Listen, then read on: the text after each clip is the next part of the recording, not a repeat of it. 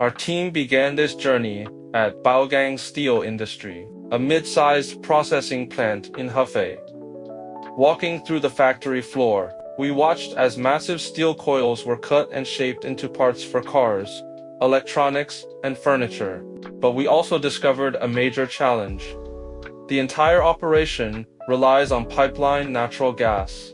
Every stage of production depends on fossil fuel, leading to high annual energy costs and over 4,500 tons of CO2 emissions. Seeing this firsthand made us realize how deeply energy choices affect both the economy and the environment. Not far away, in Feidong County, we saw a very different approach. Another steel plant has installed 22,922 square meters of rooftop solar panels. This system generates 3,656,375 kilowatts of electricity each year, worth about yuan 2.56 million at industrial tariffs.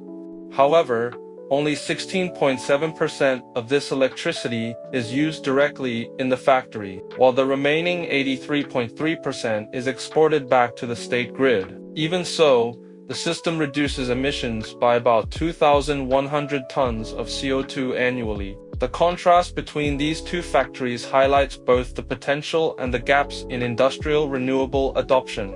So why hasn't Baogang adopted solar power? Our research identified several reasons: the high upfront investment cost, the lack of targeted incentives for mid-sized factories, and concerns about the reliability of renewable energy for continuous industrial operations.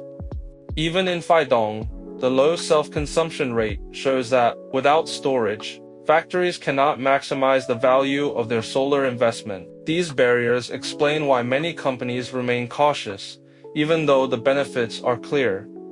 To explore possible solutions, our team brainstormed 8 distinct ideas: rooftop solar PV, solar plus storage, green financing models, government subsidy advocacy, smart energy monitoring, energy sharing networks, employee training, and green certification. Each idea was scored independently by all team members, using criteria such as cost reduction, carbon reduction, technical feasibility, and reliability. After comparing the results, one solution stood out: solar plus storage. This approach not only cuts emissions and costs, but also raises self-consumption and ensures stable energy for factories like Baogang. To demonstrate the idea, we built a small-scale prototype. On a model roof, miniature solar panels charged a battery pack, which then powered lights and a motor. Even when the solar input stopped, the stored energy kept the system running. When we shared this concept with both factories, the feedback was consistent. Baogang managers were interested in the potential cost savings, but concerned about financing. Feidong representatives confirmed that storage would significantly improve their system by allowing more solar electricity to be used directly on site. This project showed us more than just numbers. It gave us a real picture of how factories use energy, the barriers they face, and the opportunities that lie ahead. We learned that cutting steel does not have to mean cutting into the planet's future.